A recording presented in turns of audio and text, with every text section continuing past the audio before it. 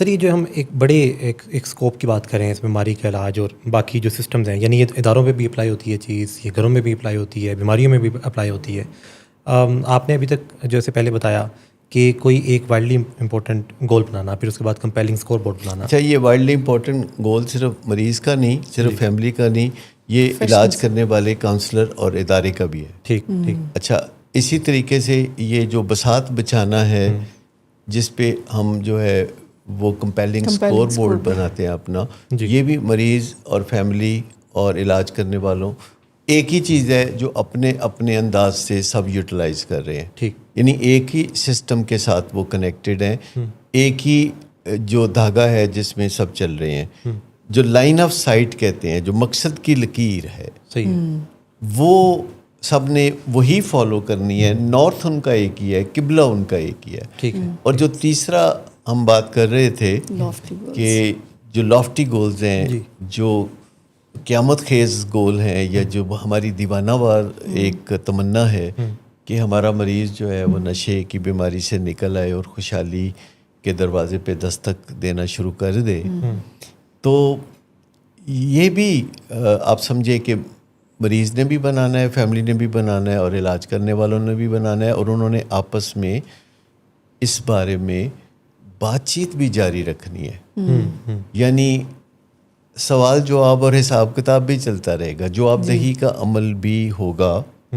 اور یہاں آ کے سب کے پر جلنے لگتے ہیں، کیونکہ جب کسی سے حساب پوچھا جاتا ہے، جب آپ کی بیگم صاحبہ پوچھتی ہیں کہ کہاں تھے حضرت، آ گئے ہیں اتنی دیر سے گھر، تو پھر آپ کیا کہتے ہیں؟ شو میں تھا.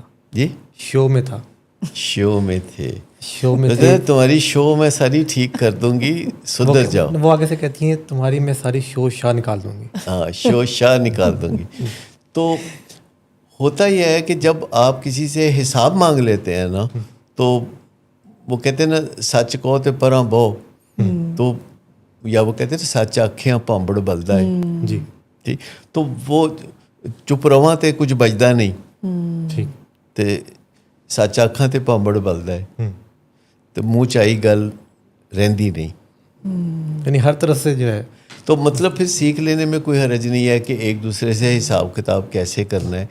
لیکن یہ ہمارا ڈراؤنا خواب ہے، ہم کہتے ہیں نہ ہی کرنا پڑے. سر میرے خیال سے یہ جو اکاؤنٹیبلٹی ہے نا، یہ سیکھے بغیر آپ کو ڈیزائرڈ رزلٹ نہیں دے سکتی. یعنی یا تو پامبڑ والی گل ہے، یا آپ اپنے آپ کو جلائیں گے.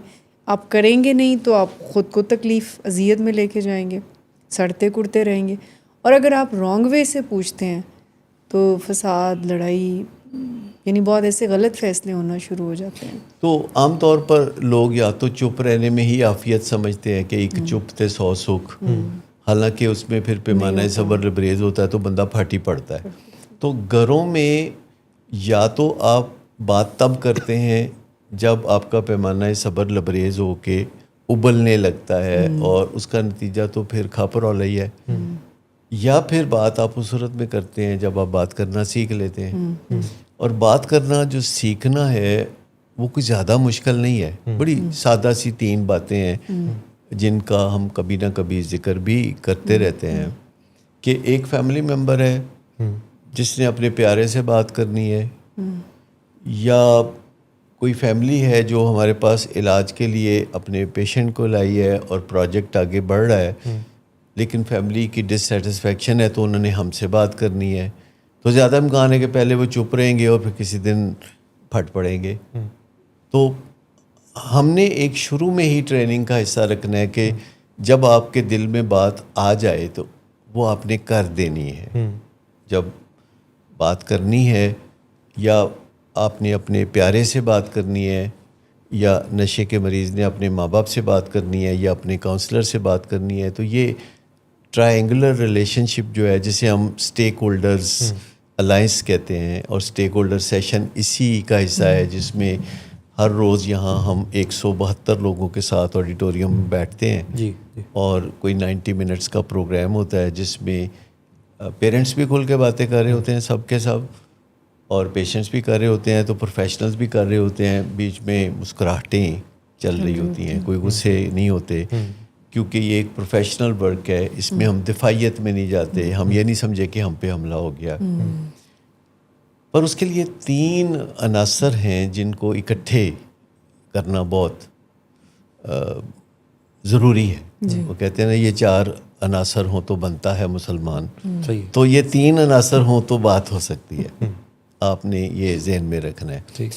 اس میں جو پہلا عنصر ہے جو کہ آپ نے یقینی بنانا ہے وہ غیر مشروط احترام والی بات ہے کہ آپ مریض ہیں یا فیملی ہیں یا علاج کرنے والے ہیں اور باقی کسی سے بات کر رہے ہیں, اسٹیک ہولڈر سے بات آپ کر رہے ہیں, تو آپ نے غیر مشروط احترام کو بیچ میں رکھنا ہے. اور غیر مشروط جو احترام ہے جسے ہم انکنڈیشنل ریگارڈ بھی کہتے ہیں, یہ غیر مشروط احترام ایک بہت اندر کی چیز ہے.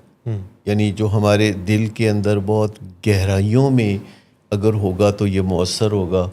اگر اس کو ہم نے اپنے لبوں پہ رکھا یا چہرے کے تاثرات میں رکھا یا پروٹوکول دیا, چائے زیادہ پلائی یا کھانا کھلا دیا, دروازے تک چھوڑ آئے, دروازے سے لے کے اندر آئے, تو اس کو پروٹوکول کہتے ہیں. Not a bad idea to sell some idea, protocol بھی کرنا پڑتا ہے, لیکن احتساب کرنے کے لیے یا حساب کتاب کرنے کے لیے یہ لازم ہے کہ ہم انکنڈیشنل ریگارڈ رکھیں, جو کہ بہت دل کے خفیہ نہاں خانوں میں چاہیے, سطح پہ نہیں چاہیے, جس کا شور نہ مچایا جائے. اس کا شور نہ مچایا جائے. یہ بالکل ایسے ہی ہے کہ جیسے کوئی پہلا پیار ہوا ہوتا ہے کسی کو, ابھی اسے کوئی تجربہ بھی نہیں ہوتا جی.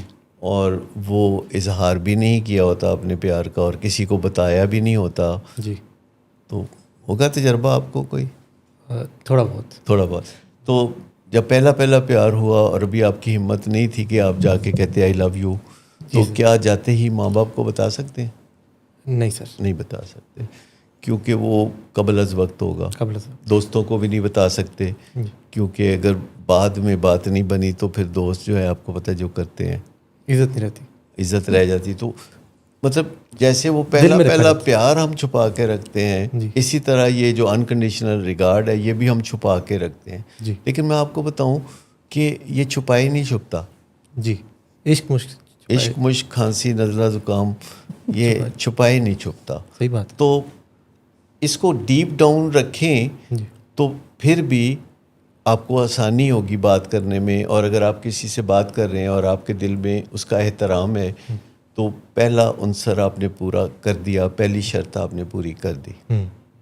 اب آج یہ دوسرا عنصر کیا ہے؟ دوسرا عنصر یہ ہے کہ آپ نے